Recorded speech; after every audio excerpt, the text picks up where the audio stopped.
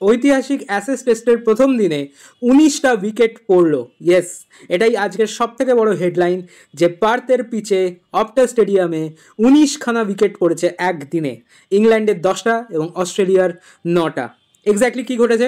England প্রথমে bat করতে নামে টসে জিতে পার্থের স্টেডিয়ামে, গ্রিন টপের ওপর ব্যাটিং পায়। কোথাও না কোথাও লোকের সন্দেহ হচ্ছিল যে এই গ্রিন টপে প্রচণ্ড ব্যাট করতে অসুবিধা হবে, এবং সেটাই দেখা যায়।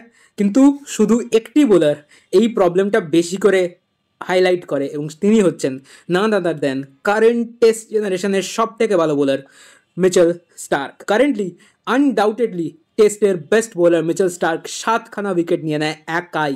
সকালে 1 ঘন্টার মধ্যে 3টে উইকেট নেয় এবং 3টে ক্রুশিয়াল উইকেট।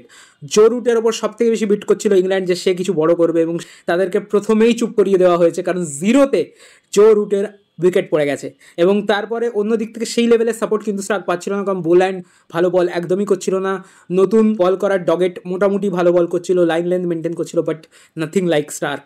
স্টার্ক একদম বিস্ট মোডে বল করছিল, কিন্তু তখনও অবধি না পিচটা থেকে অতটাও টাফনেস লাগছে না। মনে হচ্ছিল যে পিচটা ইয়েস ইনিশিয়াল মুভমেন্ট একটু টাফ হবে, বাট দেন একটু ব্যাটিং ফ্রেন্ডলি হয়ে যাবে ধীরে ধীরে, কারণ ড্রাইভ করার মতো বল আসছিল ব্যাটের কাছে। সো সবার লাগছিল যে কোথাও না কোথাও ইংল্যান্ড একটু রান করতে পারবে কিছুক্ষণ পরে স্টার্কের স্পেল শেষ হয়ে গেলে। বাট দেন ইংল্যান্ডের ব্যাস বলের জন্য ইংল্যান্ড আবারও একবার চাপে পড়ে যায়। তখন অবধি মনে হচ্ছিল যে ইংল্যান্ড ক্লুলেস ব্যাটিং করেছে এবং স্টার্ক ভীষণ ভালো বল করেছে, কিন্তু তারপর যখন অস্ট্রেলিয়া ব্যাটে নামে এবং বল যখন জোফরা আর্চার আর মার্ক উড আর গাস আটকিনসনের হাতে আসে, তখন বোঝা যায় যে পিচে কতটা স্পাইস আছে, এবং অ্যাকচুয়ালি স্টার্ক বাদে বাকি কেউ সেই স্পাইস ইউজই করতে পারেনি অস্ট্রেলিয়ার জন্য। এবং তখন বোঝা যায় যে ইংল্যান্ড 172 না করে যদি রানটা আর 300 অবধি পৌঁছে দিয়ে দিত ভালো একটা ব্যাটিং করে, সেন্সিবল ব্যাটিং করে, তাহলে অস্ট্রেলিয়ার হয়তো চ্যাপ্টারই ক্লোজ হয়ে যেত। কারণ অস্ট্রেলিয়ার জন্য লিটারালি কেউ ব্যাট করে না। মাঝখানের 3জন batter Travis Head, Cameron Green, Alex Carey থেকে কিছু রান পাওয়া যায়, বাকি কারোর কাছে কোনো রান পাওয়া যায় না,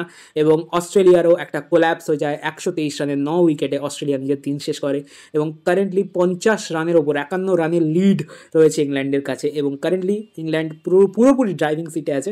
কারণ সেকেন্ড ইনিংসেও যখন বল করতে অস্ট্রেলিয়া আসবে, বোল্যান্ডের ফর্মটা কিন্তু খুব মেজর ফ্যাক্টর হতে চলেছে, এবং বোলার যদি এরকমই বল করে তাহলে সেকেন্ড ইনিংসে ফর শিওর অস্ট্রেলিয়া কিন্তু ম্যাচ হেরে যাবে, ফর শিওর। মানে এই মতো জায়গা থেকে তাই মনে হচ্ছে। বাকি 19খানা উইকেট, পিচের কতটা দোষ আছে, আমাদের ইডেন গার্ডেন্সের পিচ কিউরেটর তো হাসছে নিশ্চয়ই এখন অবস্থাটা দেখে। আমি বলবো যে ইংল্যান্ড নিজের ব্যাস বল দেখাতে গিয়ে অহেতুক কিছু উইকেট দিয়েছে, এবং অস্ট্রেলিয়া একদমই ভালো ব্যাট করেনি, এবং ইংল্যান্ড খুব ভালো বোলিং করেছে, এবং স্টার্ক এক্সেপশনাল বোলিং করে অস্ট্রেলিয়াকে এখন অবধি ম্যাচে রেখেছে। এটাই আই থিঙ্ক সব থেকে বড় হাইলাইট এই টেস্ট ম্যাচের এখনও অবধি।